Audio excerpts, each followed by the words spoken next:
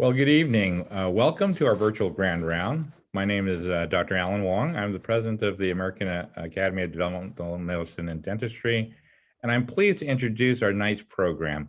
AADMD is an organization dedicated to improving inclusive healthcare for persons with IDD. We highlight advocacy issues, work to collaborate with other healthcare teams, and hope to change the world through education and access to care. We are delighted tonight to feature a team of experts who are experienced and highly qualified on the topic. Tonight's topic is optimizing comfort for individuals with IDD in the dental environment, an interprofessional discussion. There will be time at the end of the presentation for questions and answers, so kindly use the questions and answers section as we go along. Tonight we have some very tremendous experts. We have Dr. Janice Tona. She got her occupational therapy master's in pediatric and developmental disabilities at the University of Pittsburgh, and later her PhD in educational psychology at the University of Buffalo. And she is well published, and her research topics range in different areas, especially in optimizing oral health for individuals with disabilities at home and in the dental office using sensory, motor, and behavioral interventions. Dr. Tona is an occupational therapist and an educational psychologist. She has been in the field for over 3 decades, in the last 2 decades in education, and she started when she was 15. Can you believe that? All right, so Dr. Tona is going to be helping us learn how to better take care of our patients in an environment, in that very scary dental environment. Our other wonderful presenter is an outstanding educator from the University of Buffalo also. She's one of our fellow board members on the AADMD. Dr. Malin Dian Chin-Kit-Wells is assistant professor at the Department of Pediatric and Community Dentistry. She started as a dental nurse in Trinidad in the 80s and applied to Buffalo, where she received her DDS and completed her GPR residency in Millard Fillmore Hospital, and then pursued her dentistry pediatric training at Buffalo, where she is now. She is energetic and inspiring, a well-loved teacher, an excellent dentist, and an advocate for those with IDD. She is a perfect role model for our future dentists. I'm proud to have her on our program, and my friend, Dian. So I'm going to turn this over. We also have a host of wonderful occupational therapy students who are going to invigorate our program as well. And so I'm going to turn this over to, I guess, Dr. Tona? Yes, thank you. Thank you so much, Well, Dr. Wong. Thank you. That's a wonderful introduction. I want to say hello to everyone and welcome to our online webinar. We are very excited to be giving this presentation today. Our presenters today are 5 occupational therapy graduate students: Erica Eads, Allison Laquadara, Paige Sarnataro, Ashley Tucson, and Bridget Whalen. And as Dr. Wong mentioned, we're going to be joined by Dr. Dian and myself. Before we begin, I want to give a special thanks to Dr. Steve Perlman, who is truly a legend in dentistry. And I think many of you know Dr. Perlman or know of Dr. Perlman, and he has really dedicated his life to working with individuals with disabilities. Dr. Perlman, I think, was the networker before we had Google, and is a great connector of people. And he has been wonderfully supportive of our collaboration. And I also want to thank Dr. Clive Friedman, who has also dedicated his life's work to providing outstanding dental care to individuals with disabilities. I just met Dr. Friedman recently and found out that he's doing a lot of the things that we're talking about today. He's been doing for a while, and he has many, many wonderful ideas. And he graciously contributed his expertise to enhance our presentation. And we also want to thank Dr. Laura Anderson, who's a clinical psychologist in Buffalo, and she provided guidance on our project, and we're hoping that she will continue to work with our team. So that being said, we want to just ask you not to reproduce any of this without permission. You can let us know if you want permission to reproduce anything. If you haven't yet, you should have received an email earlier today giving you information to find our handouts. And you can download handouts at this tinyurl.com/dentalcomfort webinar. And if you go in there, it's just a Google file that we created. We put the handouts in there. We also have the reference list with all of the references that we're going to be using today in our presentation. We also provided you with a list of products that we have found helpful in the dental office. Dr. Clive Friedman has provided us with a pre-visit questionnaire, and we have that available to you, and we're going to talk more about that next week. And a little history on UBOT students' projects. So those are available for you there. To start, I would like to start out with Dr. Steve Perlman, who wanted to share some words with us. Dr. Perlman? Yeah, thank you, Janice. How exciting and very special for me to welcome everyone to the program this evening. When we founded AADMD after the Surgeon General David Satcher's historic conference in 2001, this is exactly what we had envisioned.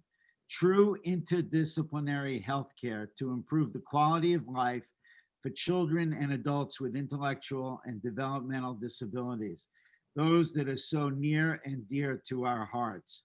So thank you everybody for attending tonight, but most of all, thank you to my heroes in Buffalo, Dian and Janice, for making this all happen. So welcome everybody and thank you.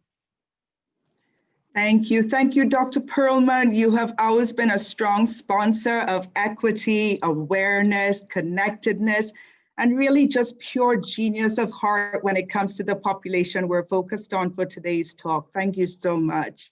So ladies and gentlemen, I am Dian Wells, and I will introduce you to the population with intellectual and developmental disabilities and their oral health challenges. I'd like to first inform you that the statistics and research information can be found on the very last slide. 1 in 6 children present with one or more developmental disorders such as autism and cerebral palsy, which can affect how well children can participate in oral hygiene. As these children become adolescents and adults, many of these problems remain. And oral hygiene is a problem for adults with developmental disabilities, as well as for children. Intellectual and developmental disabilities are disorders that are usually present at birth or in the first few years of life and affect the trajectory of the individual's physical, intellectual, and/or emotional development. Many of these conditions affect multiple body parts or systems. For some, these differences pose challenges in ability to process information cognitively. For some, these differences pose challenges in ability to position and move their bodies efficiently. And for some, these differences pose challenges in their ability to process sensory input to interact with their environment effectively. We want to be clear at the outset that when we're using the term IDD, we are referring to individuals with a broad range of cognitive and physical abilities who face some type of challenge interacting with our current environments. Individuals with IDD often face cognitive, physical, and sensory issues when it comes to dental hygiene, both in the dental office and in daily oral hygiene at home.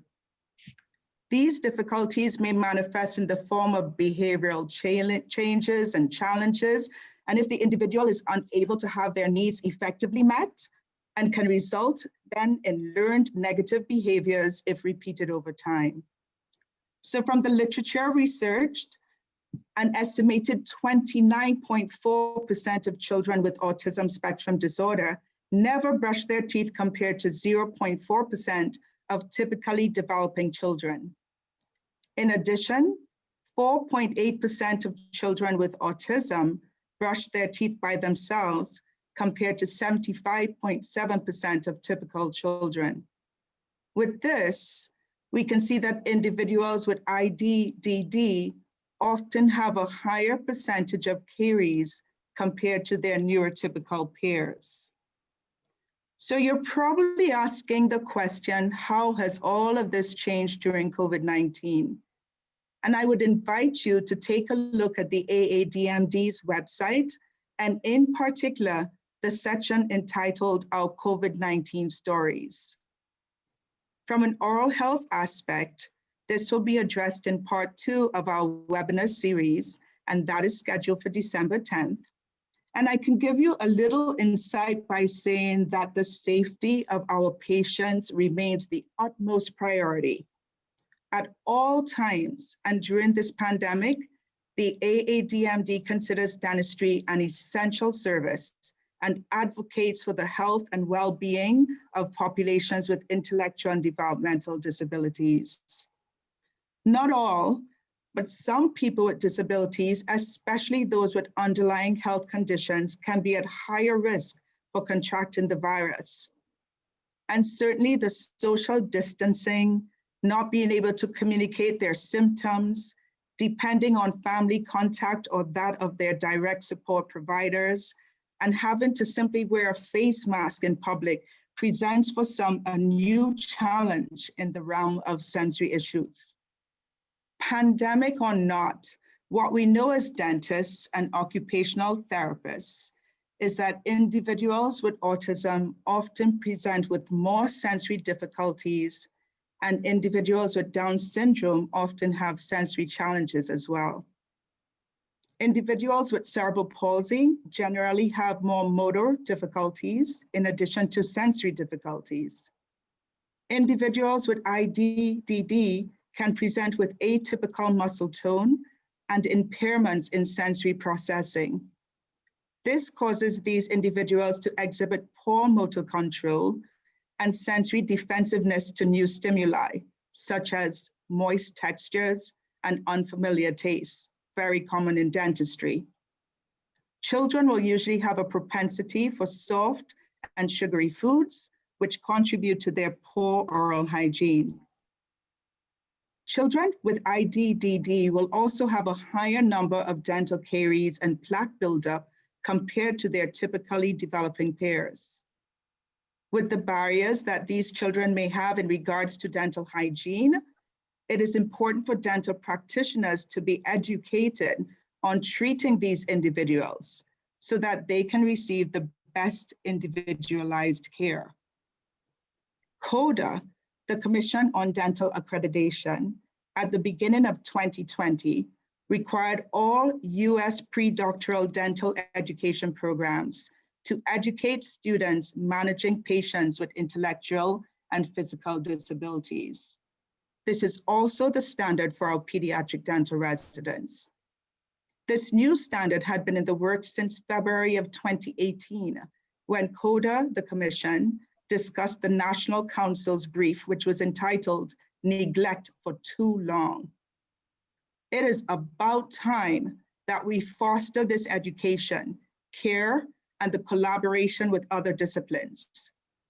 Through the expertise and concern of Dr. Tona and her graduate students, occupational therapy made the first step to elaborate our special care dentistry programs. Dr. Tona's hope is to have OT graduate students assigned with pediatric dental residents at our sites in Buffalo, New York. And this is being piloted with our university pediatric dentistry dental hygienists who have been outstanding in the process. So let's hear from OT graduate student Paige as she introduces the role of the occupational therapist. Thank you, Dr. Dian. Occupational therapy practitioners include occupational therapists and occupational therapy assistants. And when we say OTs, we are referring to both types of practitioners. OTs help clients engage in activities of daily living, such as oral care, that is necessary for maintaining health and well-being on a day-to-day basis.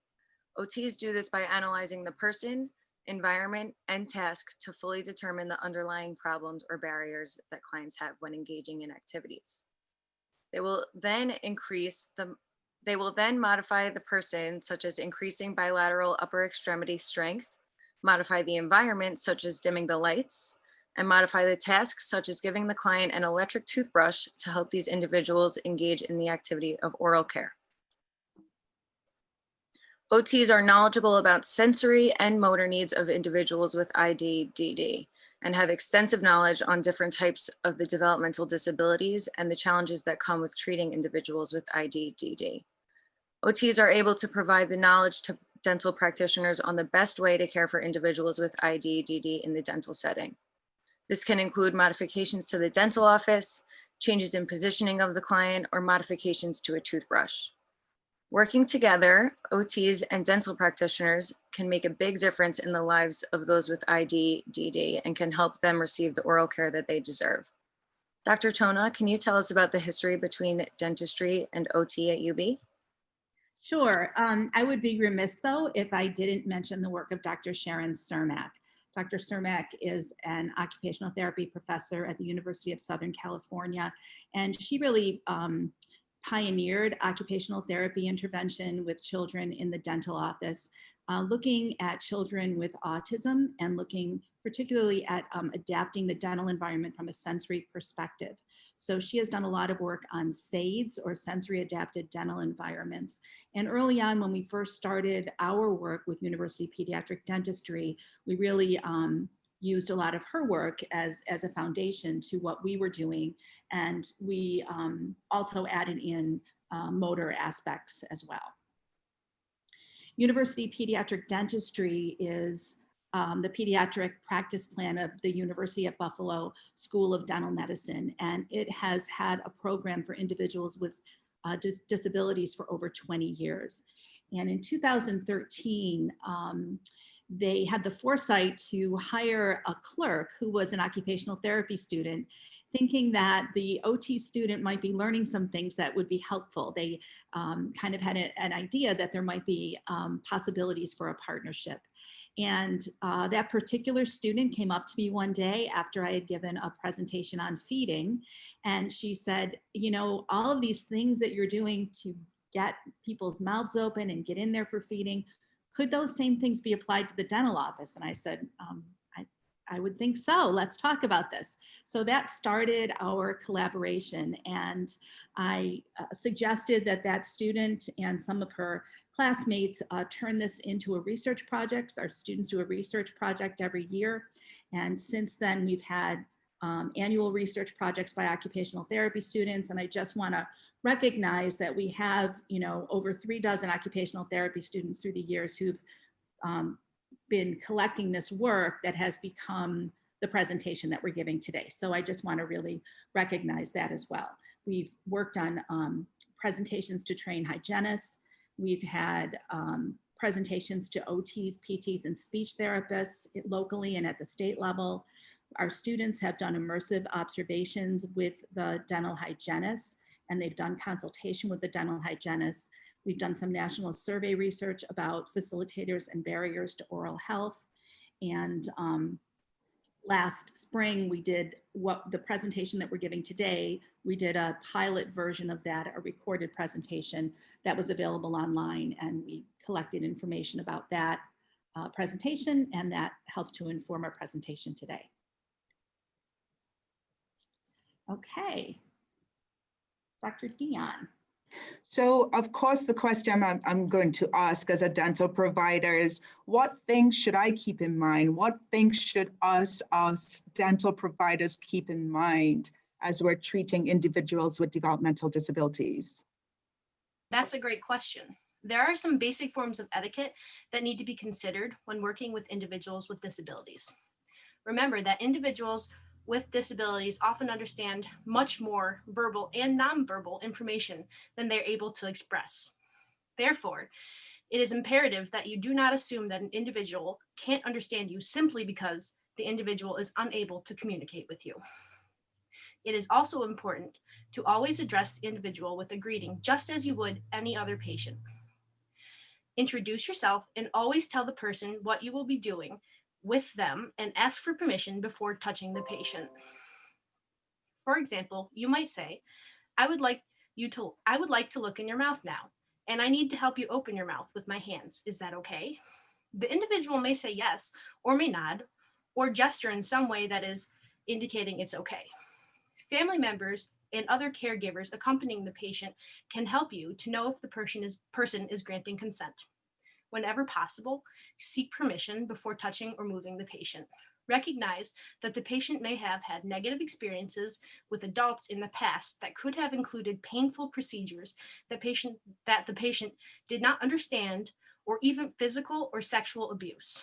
We do not know what the patient is thinking, so it is important to build trust early on. Be sure to treat the patient's wheelchair as an extension of their body. Do not lean on the wheelchair or hang things on it without permission.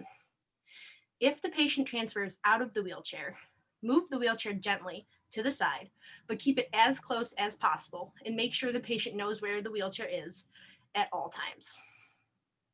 Establish the best way for the patient to communicate. If the patient uses a communication device, utilize that as much as possible during the visit.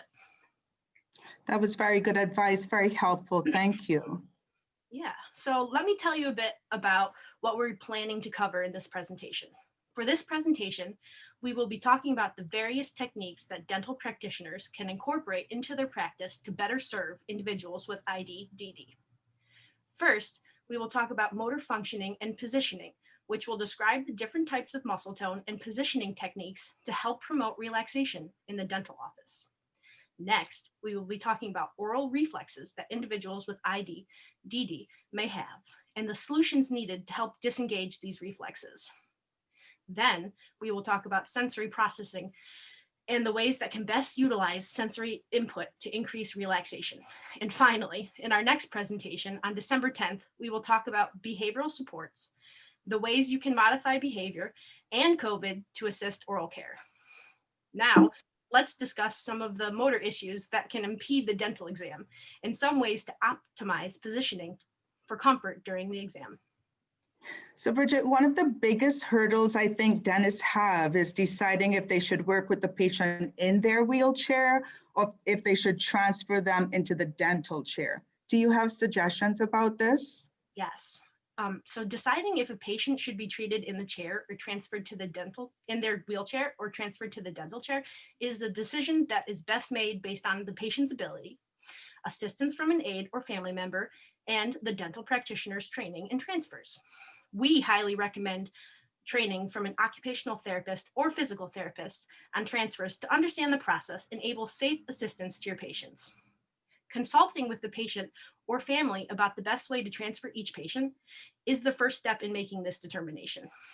Young children who are able to be easily lifted can generally be transferred safely by one person.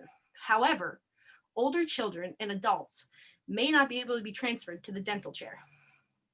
You should be familiar with the steps of a safe transfer so you can assist family members or an aide as needed. The Department of Health and Human Services, National Institutes of Health, National Institute of Dental and Craniofacial Research has developed a guide entitled Wheelchair Transfer, a healthcare provider's guide, which we recommend using. The guide identifies 6 steps in performing a safe and efficient wheelchair transfer.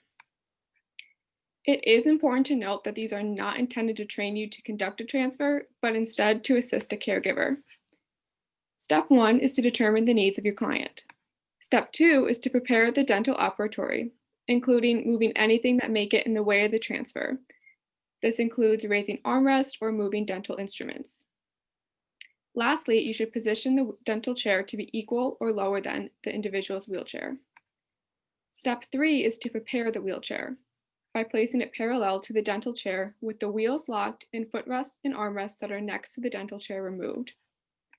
Step 4 is the 2-person transfer, whereby one individual holds the patient's top half as shown in the guide, and one person holds the legs. The lift must be performed following the guide. Step 5 is positioning the patient in the dental chair. The patient should be in the center of the chair, have a safety belt if necessary, and if the patient has special padding, reposition it for comfort. Step 6 is the transfer back into the wheelchair. Again, with one individual holding the patient's top half as shown in the guide, and one person holding the legs. The lift must be performed following the guide. For more information on wheelchair transfers, here are some resources. There are some alternatives to transfers since not all patients will need to be transferred from a wheelchair. Some can stand up and transfer themselves if you assist with lowering the dental chair to the height of their wheelchair or lower. If a patient is in a tilt in space wheelchair, such as this patient, it may be best to leave them in their chair and tilt them back. This will keep their body in a seated position and will allow for optimal positioning due to the support provided from the wheelchair. If a patient has a reclining wheelchair, the back can be reclined, but you should be cautious of the patient's support and comfort as you recline them backwards. Let's talk about positioning and aspiration. Individuals with developmental disabilities often have difficulty swallowing and are at an increased risk for aspiration. This is particularly true for individuals who are observed to have drooling and difficulty managing their saliva. Reclining the individual can lead to an increase of pooling of saliva in the nasal pharynx due to gravity, and the practitioner may not realize this as the individual is not drooling as much. Therefore, practitioners must be aware of pooling of saliva. As a rule, it is best to avoid neck extension beyond neutral during a dental exam. Extending the neck reduces epiglottis protection of the airway. It is best to keep your patient's neck in neutral or slight flexion with a slight chin tuck, and be sure to gently suction the mouth to keep it clear of saliva. Dr. Dian, let's show you working with a child with cerebral palsy.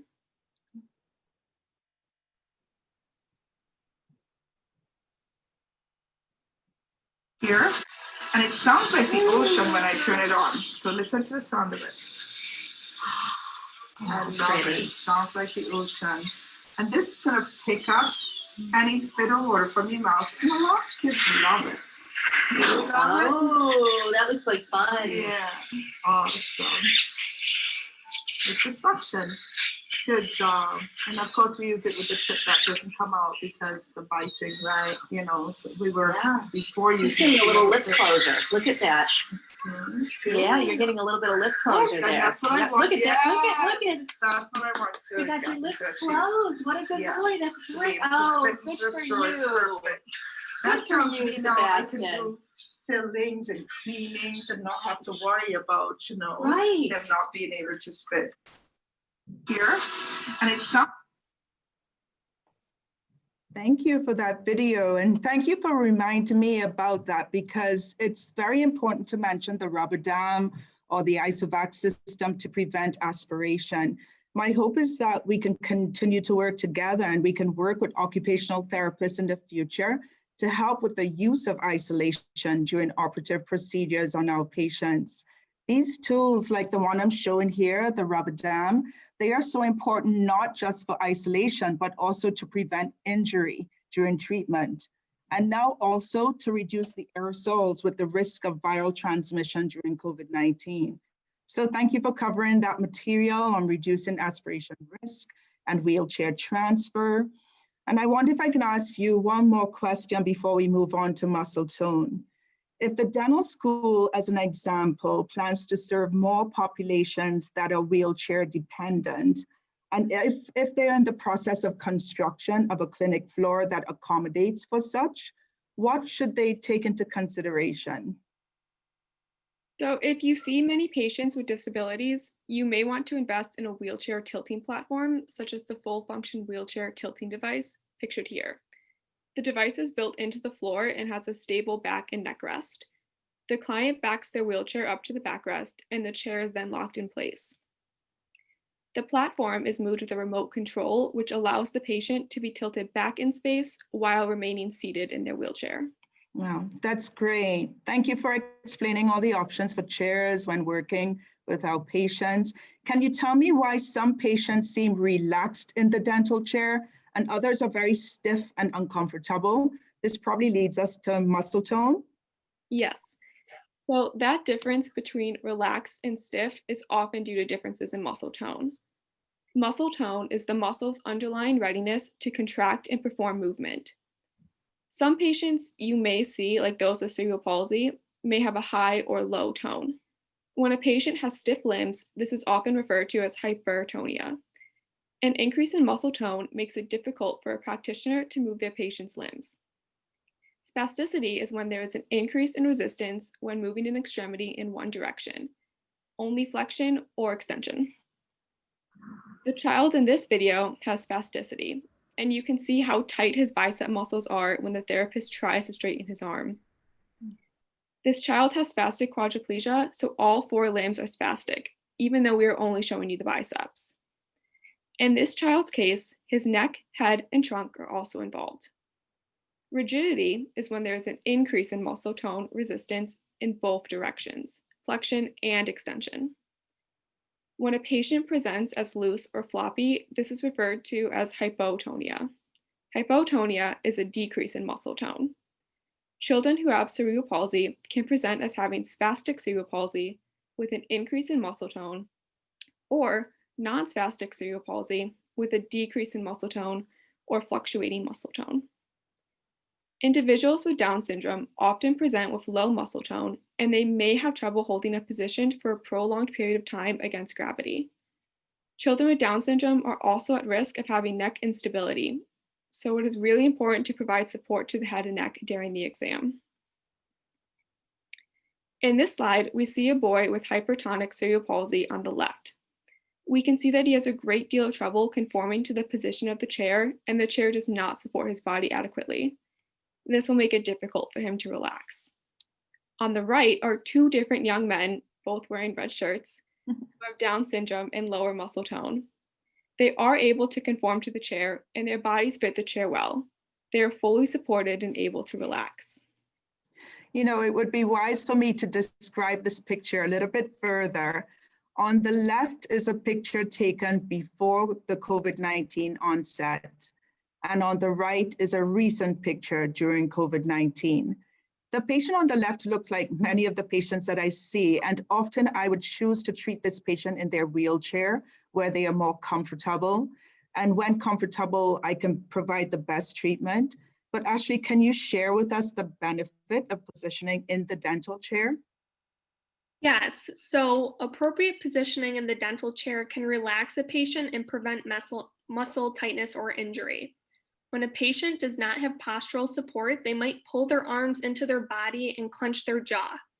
We all need proximal stability or good trunk support before we can have distal mobility, which includes mouth and tongue movements.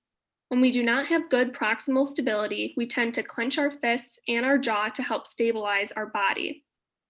So it's extremely important that you make sure your patient is well supported in the dental chair. One way to remember this is before you touch the lips, you need to fix the hips. When positioning a patient, you should have the head in midline and slightly flexed forward.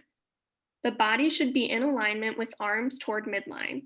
The patient's hips and knees should be flexed slightly forward or slightly and flexed more toward 90 degrees if the patient has high tone. For example, let's look at this child who has spasticity. You can see in the first picture that his body is not able to relax into the dental chair. Even when he is helped to lay back in the chair, his body is not aligned as his hips are not in the proper position, his back is curved and not lying flat against the back of the chair, and his head is not at the level of the headrest. There are several devices you can use to help a patient to relax and be properly positioned in the chair.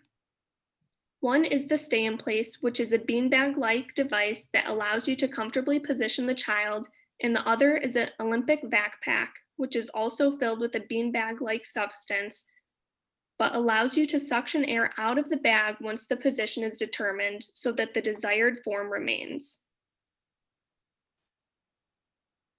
In Joey's case, we used a stay-in-place cushion, but the bolster was a bit too large for his knees.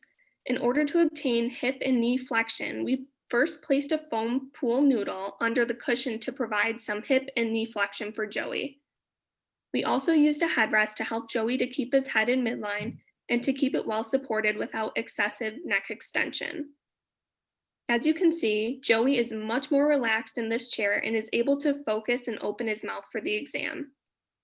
Each individual with spasticity is unique, and it may be best to work with the individual's occupational or physical therapist when determining seating modifications for the dental chair. Body parts should be supported to promote relaxation. Muscle tone can be velocity dependent, which means if you move a patient too quickly, their tone can increase. In order to avoid this increase in tone, you should move a patient slowly when positioning them in a dental chair. If a patient has high extensor tone in their legs, this means that their lower body may appear very stiff and straight in the dental chair. The child in this picture has increased extensor tone. One way to break up this high extensor tone is to put a wedge or roll under the patient's knees to place his hips and knees in flexion. Facilitating this hip flexion will decrease your patient's overall tone and help with core stability and mouth opening for the patient. No matter what the tone of the patient, you should ensure that the patient's head and trunk are well supported. An increase in core stability and support will help when facilitating mouth opening. Thank you. I can see the benefit of good positioning in the chair, and I actually got to see the use of the stay-in-place cushion today. I know not everyone has a stay-in-place cushion, and you might be able to use pillows or other devices, but this positioning really makes a difference when the child is in the chair. Ali?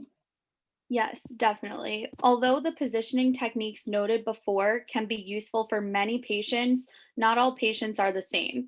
We are all born with primitive reflexes that are a part of our early movements. For most people, these become integrated into voluntary movements as the person develops in the first year of life. Sometimes patients have not integrated some primitive reflexes, which can result in positioning barriers. One common persistent reflex among individuals with IDD is the asymmetrical tonic neck reflex, which is elicited when a patient's head is turned to the side. The result of turning the patient's head is the arm and leg on the side the head is facing will have increased extensor tone and the others will have increased flexor tone. This can result in a very uncomfortable exam for the patient without the dental health professional realizing that the patient is struggling to overcome this change in muscle tone. A solution to prevent asymmetrical tonic neck reflex from becoming a barrier to positioning is to keep the head in midline using headrest. This slide shows two different stay-in-place headrests that can be used to help position the head. Another reflex that babies are born with that often persists in individuals with IDD is the tonic labyrinthine reflex. This reflex is elicited when the head is in a horizontal position. When positioned on the back or supine, this reflex results in increased extensor tone in the arms and legs. When positioned on the belly or prone, the result is increased flexor tone. A solution to this in the dental office is to keep the head of the chair slightly elevated to keep the patient in a semi-reclined position and avoid a horizontal position. You know, many of us dentists and hygienists have grown so accustomed to reclining our patients. So it is good to note that not all patients are the same. I had never heard of tonic labyrinth reflex until I met you all, but I have certainly had patients who are struggling for comfort in the chair. This has been helpful to me as an educator and good knowledge to pass on to my dental students and to the residents. And to be honest, I'm still learning more each and every day with each and every patient. Even today, I shared with Dr. Tona a case I had where the parents were adamant that we get the scaling done with sharp instruments, but the patient was struggling for comfort and I was struggling for safety. And I'm pleased to know that there are evidence-based tips and tools we can use to make our patients more comfortable. This is a win-win for all. I don't always want to resort to sedation or general anesthesia. Maybe at this point, before moving on to oral reflexes, we can take a look at a case study, and that will help us to wrap up this first section. And perhaps we can include the listeners to receive their feedback. Ali? Yeah, so this is our first case study about Dakota, a 5-year-old with cerebral palsy. He is able to independently transfer himself to the dental chair. He presents with an increase in extensor tone in his legs. Dakota has not integrated his asymmetrical tonic neck reflex or tonic labyrinthine reflex. The question is, what will assist in promoting optimal positioning of Dakota's lower body? Choice A, Straighten the chair to make his legs straight. Choice B, recline him completely so he is horizontal. Choice C, place a wedge or rolled pillow under his knees. Or choice D, lay Dakota on his side for the dental exam. So I'm going to launch a poll. The poll actually has 2 questions. You can just answer the first question. We'll do the second question in a minute. So go ahead and answer that question number 1 and submit.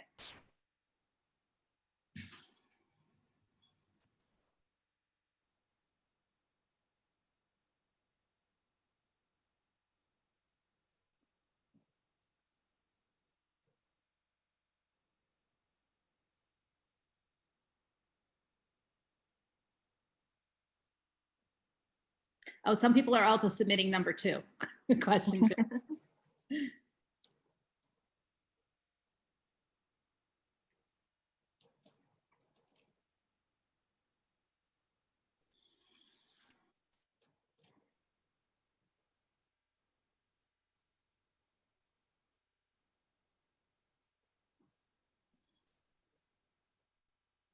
Okay, just a few more seconds. You just have to do number 1. So this is Courtney. Unfortunately, they have to do both of them or it won't let them share they can't submit it. So sorry, it's my fault. That's okay. We'll next time we'll answer them both. So we have answers for both. So I will share the results. So for the first question, what will assist in promoting optimal positioning of Dakota's body? The winner is to place a wedge or rolled pillow under his knees. And Allie, how'd they do? So the correct answer is C, place a wedge or rolled pillow under his knees. Straightening the chair is only going to increase his extensor tone. Placing him in the horizontal position will exacerbate the tonic labyrinthine reflex, which would increase his extensor tone. Placing a wedge or roll under his knees would promote hip and knee flexion, which would decrease his overall muscle tone. And laying him on his side would not benefit his muscle tone and would make the dental visit very difficult. And for our second question is, which position is optimal for Dakota's neck? So choice A for this question was slight flexion and in midline. Choice B is slight extension and in midline. Choice C is slight flexion and turn toward the dental practitioner. And choice D is slight extension and turn toward the dental practitioner. And the winner in our poll is A. So the correct answer is A, slight flexion and in midline.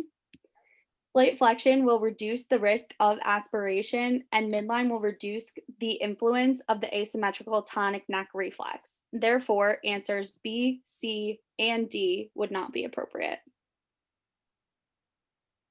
Okay, so next we're going to look at oral reflexes, which can affect the dental office visit. Oral reflexes are a part of typical development for all children, and these reflexes are necessary for infants to survive in order to take in the nutrients that they need. These reflexes include tongue thrust, tonic bite, lip retraction, rooting, and the gag reflex. Typically, these reflexes integrate within the first year of a child's life as movement becomes voluntary. However, in our patients with intellectual and developmental disabilities, these reflexes may persist since voluntary movement is limited. These reflexes can interfere with access to the mouth during a dental visit. Patients with persistent oral reflexes should work with an occupational therapist or a speech-language pathologist between visits to provide oral stimulation and oral motor therapy. In the dental office, we find when treating patients with oral motor reflexes, positioning the patient optimally will help them relax their jaw and tongue. The ideal positioning is with the hips, knees, and ankles in 90 degrees of flexion, and with the head also in slight flexion. Remember that before you touch the lips, you should always fix the hips. If the patient does not feel supported, their overall tone will increase, which often affects the jaw and mouth. Refer to the abnormal tone module of this presentation for more detail on overall position. Tongue thrust is a reflex that occurs when a patient lacks mid-range control of their tongue. It is elicited when the lips or the tip of the tongue are touched, which causes the tongue to protrude from the mouth. This may cause the patient to reflexively push the toothbrush or dental instruments out of their mouth. One solution to treating a patient with this reflex involves using deep pressure, placing flat instruments such as a tongue depressor firmly on the center of the tongue provides calming, deep pressure. Ensure that you avoid putting isolated pressure on the anterior portion of the tongue, as this will elicit the reflex. Tonic bite reflex is elicited when teeth or gums are touched, especially lateral gums and molars, resulting in a forceful and sustained mouth closure while the stimulus remains in the mouth. This reflex may prevent access to the mouth or prove to be dangerous to both the dental professional and the patient. The dental professional may get bit, or the patient may bite down on the hard instruments or toothbrushes, resulting in a cracked tooth, jaw pain, or broken off pieces of plastic, which are a choking hazard. Dental professionals must be particularly careful with mirrors and never place them between the patient's teeth. One of the first things to consider in a patient with a tonic bite is a mouth prop, if possible, to keep the mouth open during the exam. Practitioners must be careful, however, to follow all guidelines for the medical immobilization, protective stabilization, or MIPS, when using a mouth prop. The American Academy of Developmental Medicine and Dentistry provide MIPS guidelines. These guidelines were developed in 2017 and are in the process of being updated. There are several other strategies professionals can utilize to help alleviate the effects of the bite. Primarily, you must take care of your own safety. Always avoid placing fingers between teeth. Use rubber-coated materials for safety of patients whenever possible. And never place a mirror directly between the teeth to avoid it shattering. If use of an instrument causes tonic bite, gently release your hand on the instrument to relieve pressure in the mouth. Keep your hand loosely around the instrument so you can quickly remove it when the patient releases the bite. As the patient opens their mouth, you can remove the instrument from the mouth as gently as possible. Quick, forceful, or jerky movements will only increase the force of the bite. You should also avoid light touch to the teeth if possible. Speak in a calm voice to avoid eliciting a spastic reaction. The jaw opening thrust reflex occurs when the individual lacks mid-range control of the jaw and keeps the mouth excessively open. This is not the same as the jaw thrust term that is used in dentistry. Essentially, patients gain stability by keeping their mouth open with their jaw thrust outward, rather than maintaining the jaw in neutral. This may present a challenge during a dental visit due to excessive drool or liquids leaking from the mouth and the inability to close the mouth to swallow. You can help an individual with this reflex to close their mouth by placing your thumb or the side of your index finger on their chin and providing gentle upward pressure to assist in closing the mouth to swallow. You may also tap the cheek muscles to assist with mouth closing. Lip retraction is commonly seen in tandem with jaw thrust. The lips retract to compensate for the instability in the neck in order to help hold the head in place. This reflex would likely be the least intrusive to treatment, but could still cause a disruption during a dental visit due to excessive drool or liquids leaking from the mouth. The best solution to this is to provide your patient with good positioning with the neck in slight flexion and fully supported posteriorly and laterally. You may also relax the cheeks by providing deep pressure and a slow, gentle stretch to the perioral region. You can also activate the orbicularis oris with gentle tapping. Next, the rooting reflex is elicited when the perioral area is touched. The individual's head automatically turns toward the stimulus. This can present with challenges while treating because the head and neck may automatically move, which will disrupt dental work that is being done. One solution to this is to provide deep pressure to the perioral area prior to dental work. Avoid touching the side of the mouth to prevent the head moving in one direction or the other. The gag reflex is elicited when the back of the mouth and tongue are touched, and this may elicit vomiting. In some individuals with IDD, the gag reflex may be hyperactive and may be elicited when the middle or the front of the tongue is touched. There are several strategies that can be used in order to lessen the severity of the reflex. First, begin the oral exam with the patient's jaw closed to avoid touching the tongue. Dr. Clyde Friedman reports good results with this in the dental office as well as during oral hygiene at home. He recommends cleaning the outer surfaces of the teeth well before attempting to move to the interior aspects. You should also provide a calming sensory environment to decrease general arousal. Once the patient's mouth is open, provide tongue walking. This includes a firm downward pressure on front of the tongue, then applying pressure incrementally toward more posterior aspects of the tongue, using a tongue depressor or the back of a toothbrush to discern exactly where the gag reflex begins for the patient. This will allow you to avoid this area if possible as you work. In addition, individuals with a hyperactive gag reflex may benefit from an oral desensitization program at home. Tongue walking programs are often integrated into long-term oral desensitization programs. Patients may benefit from a referral to an occupational therapist or speech pathologist in order to receive a tailored program to fit their needs. Lastly, talking to the patient about what to expect during the dental visit will help to reduce anxiety. Provide the patient with full support and positioning, as stated previously, and offer them a calming sensory environment, which will be further explored in the next module, sensory processing.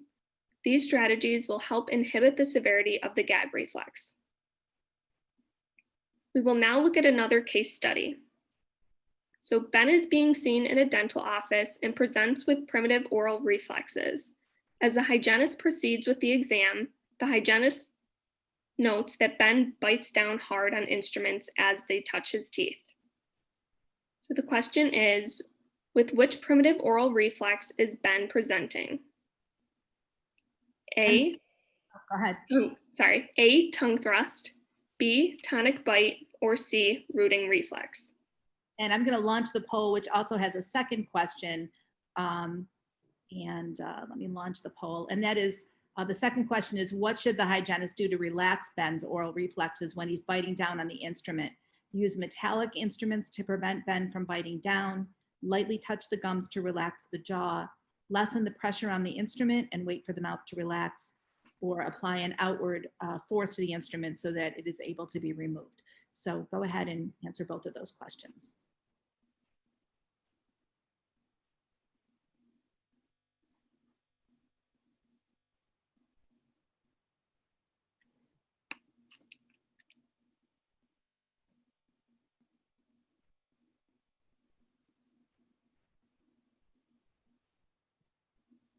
And while we're waiting on those poll questions and the answers to come in, I just wanted to remind the panelists that we have 6 questions from the audience. And so we can go a little bit over time, but I wanted to let you know we do have those questions.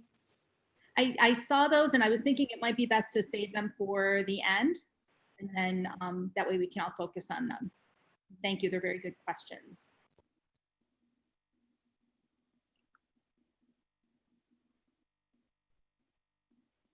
Okay, looks like we're pretty much done here. So I'm going to end the poll, and the winner of question 1 is tonic bite. So the correct answer was B, tonic bite.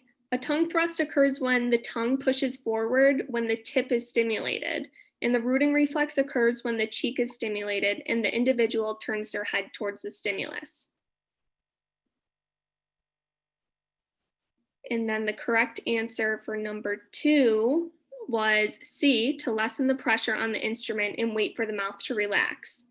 So using metallic instruments as a prevention from biting or using an outward force to remove the instruments is a safety concern and could possibly injure Ben, and lightly touching the gums would activate the reflex. Great, so looks like we had the most answers for the correct answers in both cases. That's terrific. Oh, we have a very smart audience. I like that. So thank you so much for all of that information. That was a lot of information on positioning and reflexes. And I have to say, just today, I was able to use the dental mirror to do the tongue walking, and that was very helpful. That's an instrument that, of course, I always have accessible for me, the dental mirror. Is that something you would recommend, Dr. Tona? Thank you. Okay. I'm sorry. Could you say that again, Dr. Dian? So I was saying that I know we spoke about not using the dental mirror between their teeth, but just today I was able to tongue walk with the dental mirror. And I mean, I'm going in to do an exam and that's what I have accessible for me. And just wondering if you can give some advice on that, the use of that dental mirror, or remind us. Yes, I want to clarify that. So when we said not to put the dental mirror between their teeth, that's for someone who has a tonic bite. So if somebody has a strong bite reflex, you want to be very careful about that. Obviously, you're going to need to use the mirror in their mouth. Also, the same thing with tongue walking. You want to be careful about tongue walking with the dental mirror if someone has a tonic bite reflex as well. You know, if someone has both reflexes, then you might not be able to do that. Similarly, a tongue depressor, you would want to be careful if someone has a strong tonic bite because they could break that off and crack the tongue depressor. So I think that what you do with someone with a strong tonic bite reflex is different than people who don't have a strong tonic bite reflex. Does that make sense? Yes, it does. And I mean, even the plastic mirror, I can tell if it's someone with a very strong bite that could be damaged as well. Yeah. So it seems that sensory input is yet another really important consideration for the dental exam. And I know I've seen my patients struggling again with sensory input. Could you tell us a bit about sensory processing and some things that we should consider in our dental office? Yes, definitely. Thank you, Dr. Dian. Now we are going on to move to sensory processing. Human beings are constantly taking in sensory information from our eyes, ears, nose, mouth, skin, and even from our inner ear or vestibular input, and small receptors that tell us how tight our muscles are and help us to know where our body parts are in space, or proprioceptors. We use this information to decide how to interact with the environment. Should we be relaxed or tense? Should we move or sit still? It is important to remember all of the 7 senses when working with patients who have a developmental disability, as they may be affected by one or all different types of sensory input, including visual, auditory, olfactory, gustatory, tactile, vestibular, and proprioceptors. Many individuals with IDD process sensory input in ways that are unique to themselves and different from the ways that you might process sensory information. This module will further explain what to expect when working with patients who may experience sensory issues, as well as possible solutions you can utilize while in the dental office. Some people have a high threshold for sensory input, so they do not react to sensory input as quickly as most people. This is often displayed as sensory seeking, and these individuals may not feel pain easily as they don't register the input. It is important to be aware of this as these patients may not realize if something wrong is occurring. Often, these patients appear fidgety or distracted as they're seeking stimulation. You may find that using small fidget toys, such as nubby dollar store toys, or having an iPad or cell phone for them to watch during the exam can make a big difference in their dental office visit. Commercially available molar mounts can be used to attach an iPad to the operatory light. Some practitioners have created other means of affixing viewing devices to the light, such as this device that a dentist created so patients could watch videos on a cell phone. In addition, TV, iPads, and DVD players for them to watch and interact with could benefit them during a dental visit.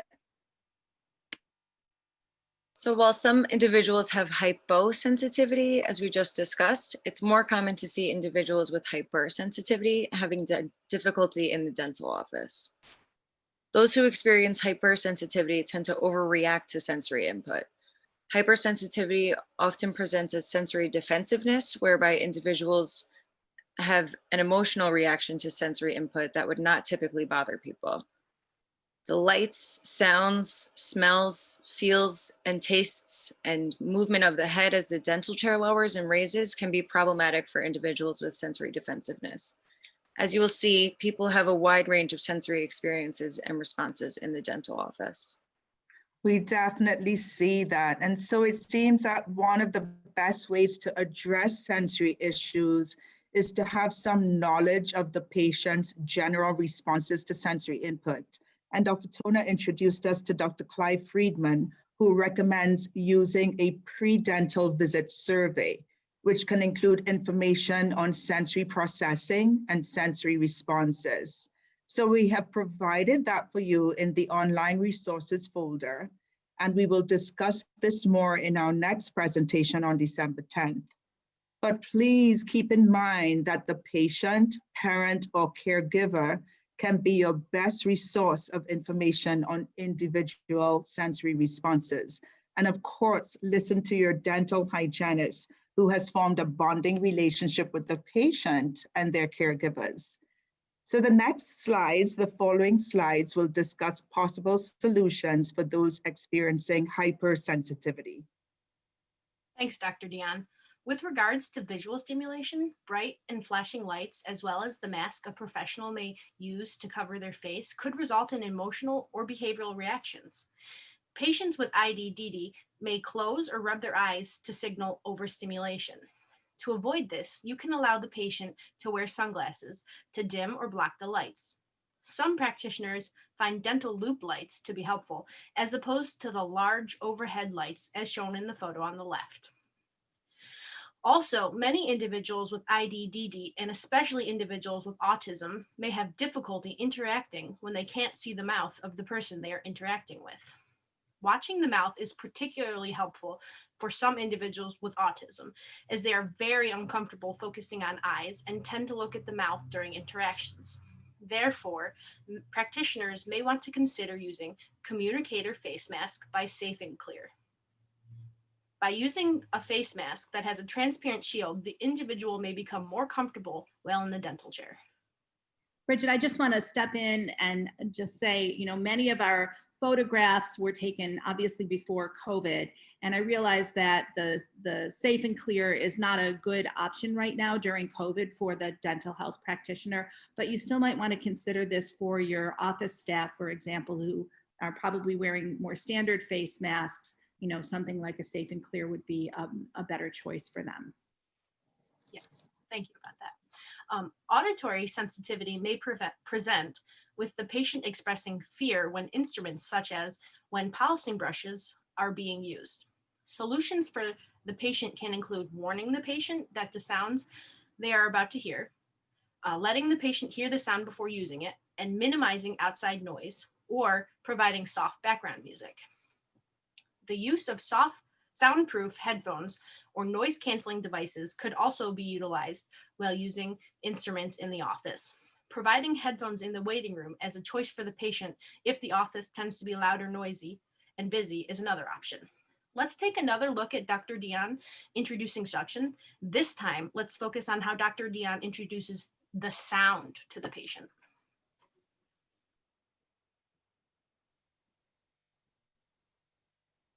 Here, and it sounds like the ocean when I turn it on. So listen to the sound of it.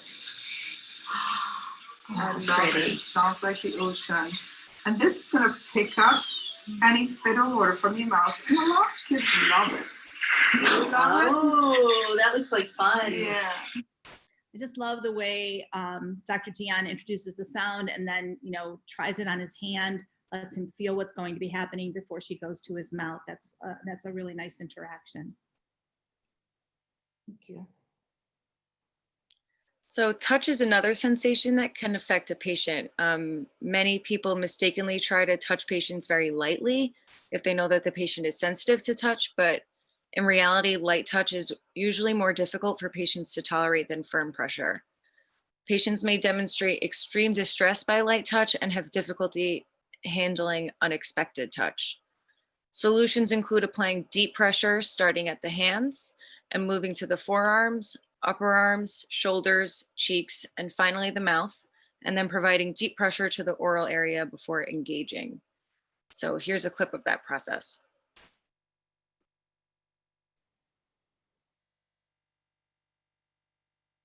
So when you're doing this, it isn't important to have his arms straight. Okay. The more important thing is that you're just giving him firm pressure.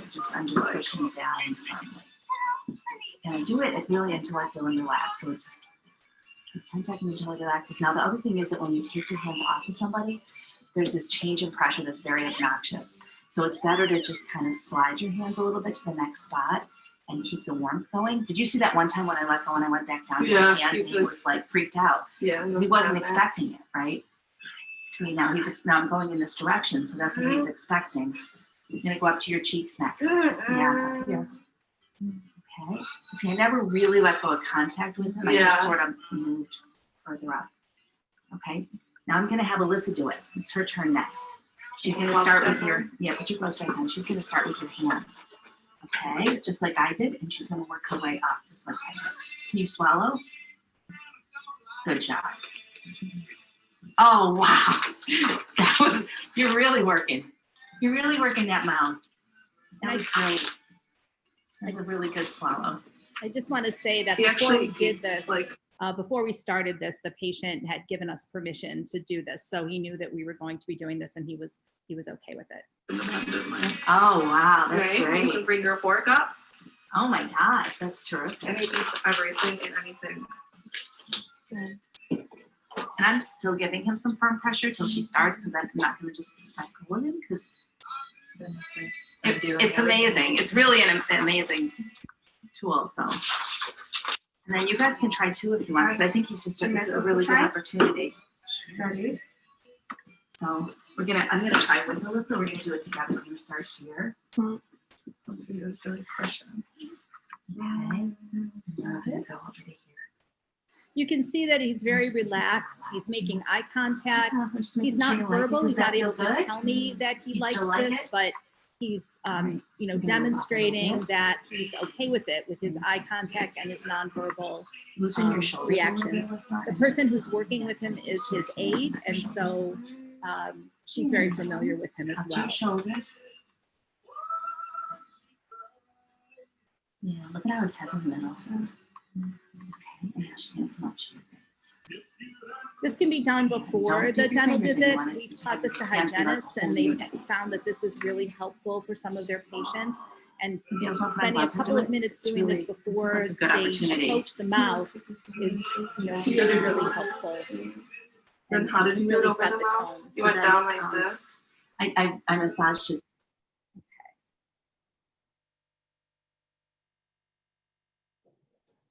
And thank you. I remember filming that and I remember that aha feeling like, discovering something so awesome there working with you. And one thing I really notice here is that you talk to the patients and the way you talk to them. You let the patient know what you're doing and you're asking permission. And I find it is so important to ask permission of the patients and the caregivers throughout the exam the way you did.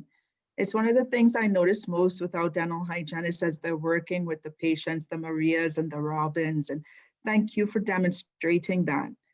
So now we can move on to the benefits of deep pressure. Erica? Thank you, Dr. Dian. So deep pressure is a firm but gentle pressure and can be very relaxing, especially when it's applied to the trunk. Utilizing an X-ray apron or a weighted blanket throughout the cleaning process for full body pressure can also benefit the patient.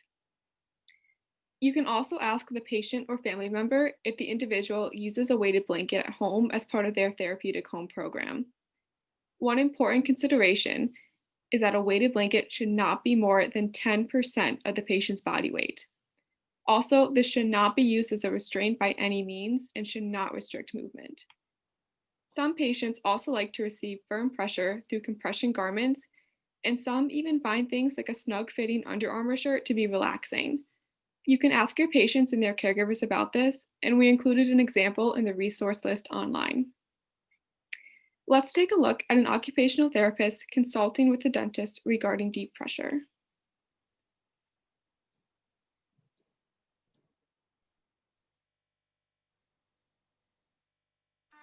Let's check these teeth. Is this tooth number 8? Nice and gentle. Good job. Good. And sometimes I don't know if it's too much, too sudden, but each person's so different. Very nice. So as an occupational therapist, I was watching Dr. Dian do this exam. What I saw was that when she first put that dental instrument into the child's mouth, he had a negative reaction to it. He didn't perhaps didn't know what to expect. And then the second time with the same stimulation, we didn't see that negative reaction. Wow, very relaxing. This is the third time with the same stimulation, and he seems to be able to I will accept use it. mouth props, as you know, just in case we were worried that the patient would be one that's not Now able she's to changing control stimulation. biting down. But and it's we really see- important for us to be. We see that once again, when she changes stimulation, he's having a hard time. So as an occupational therapist, I'm trying to think of how we could help his nervous system to calm down. I know that deep pressure runs in a tract, the dorsal column medial lemniscal tract. It tends to be a very calming tract. So I'm thinking that maybe if he had a little bit of deep pressure, he might be able to stay a little calmer and a little more focused for this, this exam. Check those grooves So right handy. So I'm going help to try me. that again with me doing something Okay. here. So let me, here's a suggestion. I'm going to come back here and just hold your hands like we were holding them before. I'm just going to just put my hands here for you. Okay. And let Dr. Dian do that again with me, just giving you a little bit of pressure here. Oh, wow. Do you see a difference? Yes, absolutely. Oh, my So just a goodness. little bit of pressure in his chest. Yeah. And that's what the weighted blanket does. You want to try with the weighted Yeah, blanket? let's try Just that. down here. So let's. So now he has the weighted blanket on. You can't really see it because it's underneath the apron there. Now let's see. Nice and line. Ah, good. That's good. That's really good. It's beautiful. I can almost just see it on some here. You're so good. Look at that. Very good. Nice. Check up here. How's Ryder doing? Is it Ryder and Sky? Good job. Awesome. This side, and the top. Good job. Lymph nodes are good. Lymph nodes are good. Well, that's very good. Awesome. And I just wanted to say as well that I know Dr. Cermak in her research has used something that's shaped like a butterfly. And when the children get in the chair, she tells them that the butterfly is, she asks them if they want a butterfly hug, and it's sort of a stretchy netting that comes around and Velcros, and it provides some deep pressure for the children in the dental chair as well. So that would be another way to get deep pressure. So now that we have seen a dental exam with the weighted blanket, you can see that the blanket was placed across his chest and over his shoulders. And it's important to note that a weighted blanket is not an answer for every individual. It's also important to ask that the caregiver if the weighted blanket is a part of their daily routine at home, or ask the individual's OT for ideas about this and other sensory interventions. The blanket used in this video was the Summerfly blanket, which is a good choice for dental offices because it has a cover that can be wiped down with disinfectant. Olfactory scents can be utilized to help some patients who may be hypersensitive while in the office. Through using the scent of lavender or vanilla, a patient who is hypersensitive or fearful of being at the dental office may calm down. The response to certain smells tends to differ from person to person, so referring the patient to their family or aide is a good way to find out if this solution may benefit them. Gustatory or taste is vital within the dental office as the dental visit revolves around the mouth, so everything the individual will be tasting everything that's put in their mouth. If the individual has a high threshold, you should expect to see an underreactive gag reflex, whereas someone who has a low threshold may experience an overreactive gag reflex to dental instruments. They may also experience difficulty tolerating the taste of dental gloves, toothpaste, the grittiness of polishing paste, or other textures. As a dental professional, you can alter the taste of the gloves you wear to reduce the unpleasant taste by letting the individual choose their favorite flavored gloves. You can also keep a wide variety of toothpaste flavors on hand to allow the individual to have more choices. It is common to see individuals with IDD have difficulty receiving fluoride treatments. The flavor of the gel may be tolerated, but the tray is difficult to utilize for many patients. Varnish is an option without a tray. However, many patients tend to dislike this texture due to the stickiness. For patients who cannot tolerate either of these options, some dentists advocate painting the gel onto the teeth to provide a tolerable alternative. By utilizing alternatives such as fluoride gel, patients may have a more positive experience throughout the cleaning process. Dr. Dian, can you explain it a bit more? Absolutely. So for those of you who are non-dental, the fluoride gel has a more liquid consistency, and it's usually placed in a foam tray and then placed into the mouth, as compared to the varnish, which has a sticky consistency. And even though it's easier to place by almost painting it on, some of my patients seem to be bothered by the consistency of the varnish. So yes, there are times I or the hygienist will brush on the more liquid fluoride gel to avoid reactions such as nausea. But my hygienist, Robin, explained today that brushing on that more liquid fluoride gel, it really needs to stay for 1 to 4 minutes. And that's not always ideal. So we tend to just do our best with the sticky fluoride varnish. We try our best to not have our patients feel nauseous, right? And I trust that that's everyone's objective. And I think many of us have experienced patients upset from taste and texture or even positioning. So Ali, can you share some more information on that topic? Yes, so a patient who may experience vestibular dysfunction could demonstrate hypersensitivity to a change in head or body position. This may result in the patient becoming dizzy, nauseous, or fearful of the dental chair.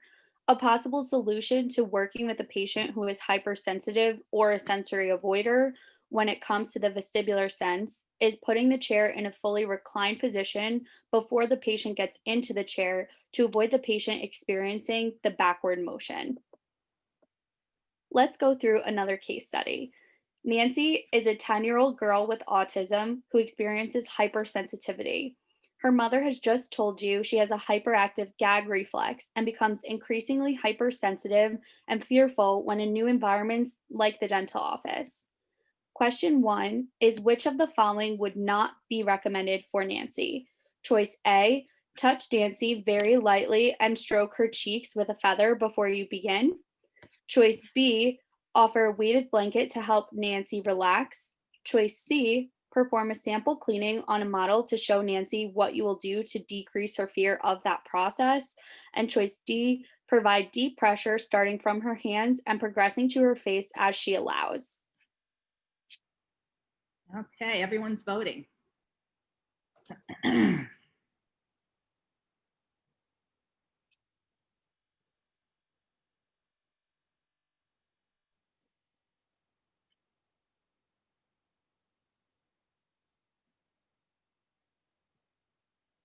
Great, we'll just take a couple more seconds.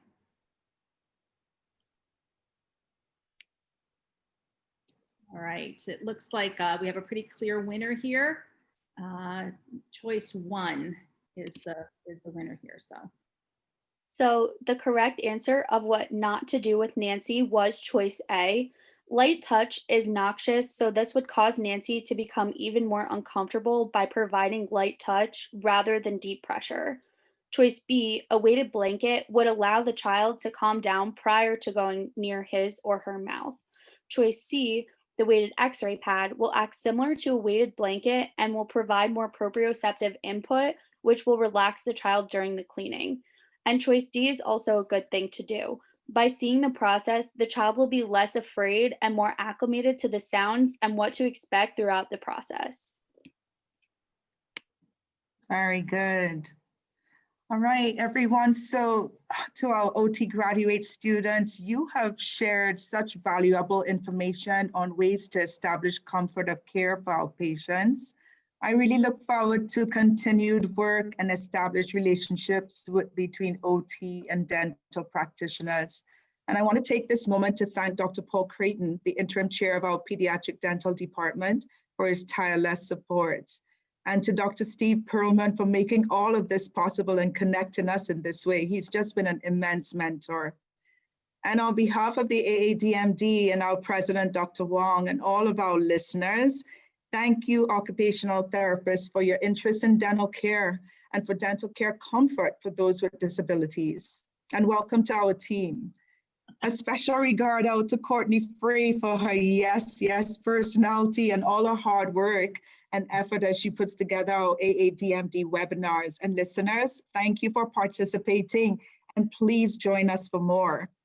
So we will end, right, with a few words from Dr. Tona, who I would like to personally thank for her leadership and dedication and for introducing us to her amazing graduate students and their detailed presentation. Dr. Tona? Thank you so much. As we said in the beginning, this partnership is really very new in that it's, something that we haven't had the time that we would like to have to, dedicate to this, but we think that it's something that has a lot of potential.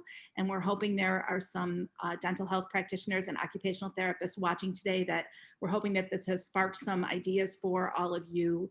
And we hope you'll come back next week when we talk more about behavioral support and also some modifications for COVID-19. In the meantime, I'd like to answer some of the questions that came through the Q&A. And if you have questions, you can type them in. So I think the students were going to read the questions, and then Dr. Dian and I can try to answer them. Okay, so one question from Jennifer. Who coordinates with OT/PT to participate in positioning at the dentist office? And do you know how insurance typically sees this? So we are, I would love to say that we are that organized right now, that we are up and running and we have, an organized system to decide whether OT was going to see someone or PT was going to be seeing someone. We are not at present billing for our services. This has really been more of a project, research project and student project. Our plan is to develop this further with the students doing their field work in the dental office. And then one of the things that I think we need to figure out is, how billing would occur.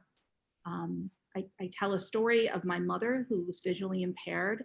And when she goes to see her specialized optometrist, there's an occupational therapist in the same office with the optometrist. So she stops in and sees the OT and talks about all the things that she could be doing at home and what kind of cutting board she could use. And the OT comes out to her house if she needs it. And then she goes in and sees the optometrist, and it's a really nice partnership. So I think developing models for this that are feasible is certainly something that we need to be looking at. Absolutely. And I would add, Jan, that as we're going through the presentation, I'm getting text messages from my residents saying, listen, I have a patient that I think should be seen by OT and DDS. And I text you whenever I have a patient that I feel will really benefit from this program. So we need to move on from a research project to an actual program, because it is very much needed. Yeah. Great. Another question? Yeah, so another question is kind of on the same note. And Valerie was wondering, are these OT collaboration efforts extending into adult dental care settings? So they certainly could extend to any dental care setting. University Pediatric Dentistry does see adults with developmental disabilities. So we are collaborating on adults as well as children. They don't just see children. They allow them to continue on into adulthood. That's correct. The patient that I talked to John about today is a 40-year-old gentleman. So we continue to see our patients right through adulthood.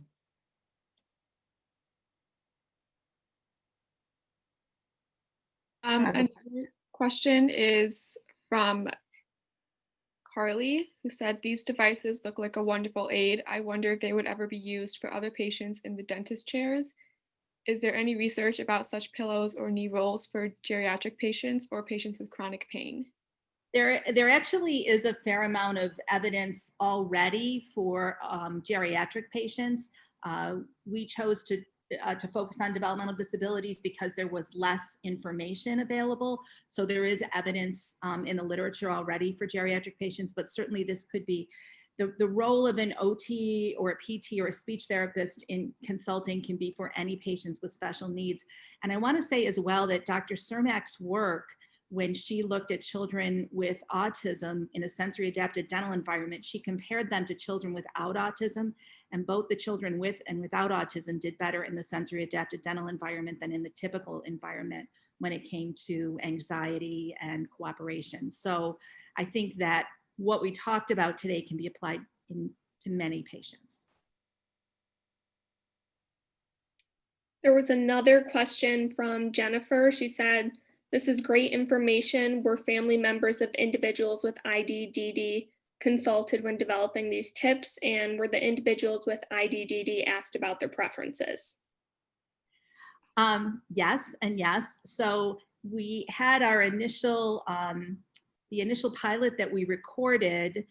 We had some feedback from families on that. And then we also had families watch the recorded pilot and give us a, fill out a formal survey about that. And one of the families in particular, we're going to be focusing on in our next segment, a young man with Down syndrome whose parents are actually dentists. And I have some video clips from an interview with him that we're going to be sharing about his tips. So yes, we did.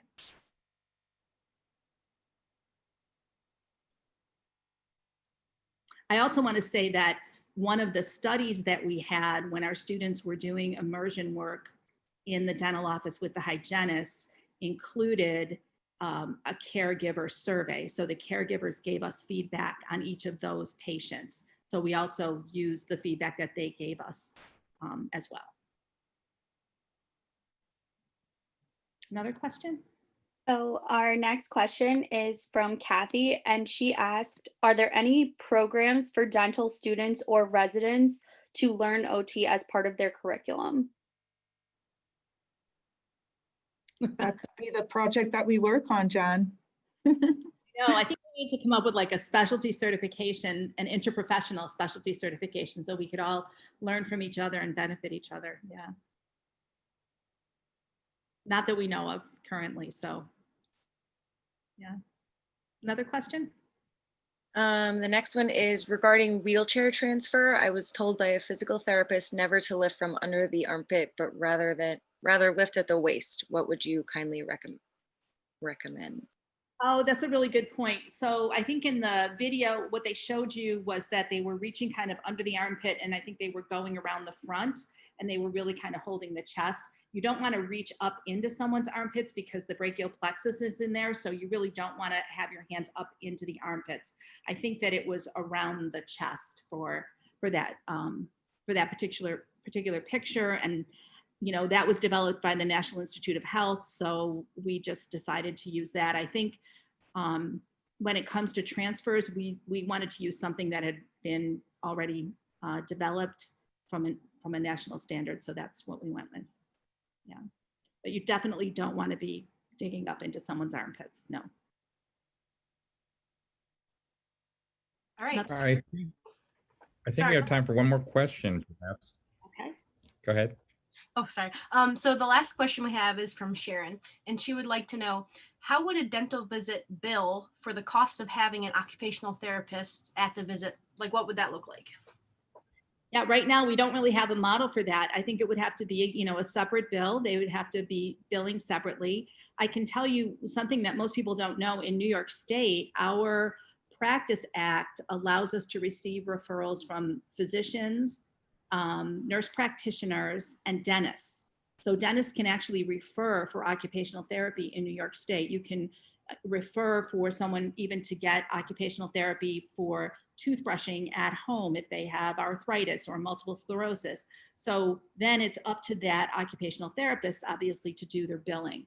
So we haven't established a way to do that yet. It would have to be, I would imagine, a separate bill from the occupational therapist. But those are, I think, things that I think there's so much potential, and we would love if somebody already has a model. We're not aware of it, but we'd love to hear about it. Fantastic. This is great information, and our audience has really been chiming in, and what a wonderful resource you have all been. I just wanted to thank you all. A couple of comments. In terms of fluoride varnish, the grittiness and stain, there is another varnish now Elevate Oral puts out. It's very thin. It doesn't feel gritty. It's half the percent of fluoride, but as effective. So if you swallow it, it's not a problem. It's called Fluoromax. I have no product. I don't have any any stocks in it, but it's been really good. It's got some really good flavors for those who like salted caramel or bubble gum, but it goes on like liquid, and it has a little film, so it's not, but it's not gritty. And it has a really easy applicator too. And then lastly is for those who are have sensory issues, my patients sometimes they're very fearful. So I use a plastic spoon for my initial intake as a retractor, but as just to introduce me putting something in their mouth, and then I will substitute that with a mouth mirror later. But when they see a spoon, what do? They normally open their mouth, right? They think you're feeding them, but it's plastic, so it's something that's not familiar, and it's something that they can work with at home as well. Okay, those are my tips. But anyway, I just want to thank the students for very impressive information. Congratulations on your 5th year. You'll be wonderful in all dental offices, and we'll hire you immediately. And Dr. Tona, thank you for your expertise. Dr. Wells, wonderful program. We're looking forward to next week with more information. So I just, on behalf of AADMD, thank you all. Thank you, Dr. Perlman, and thank you, Courtney, for helping arrange this. Thank you, and have a great night. I want to thank all our guests that came and visited. We have some even from all the way from the Middle East, and my good friend, Dr. Abbas, all the way from Abu Dhabi. And so we've got a very international audience here. And thank you, everyone. Have a great holiday. Thank you so much. Thank you. Thank you, everyone. Nice job. Bye. Good night. See you next week. See you next week. Bye. Bye. All right. Be here.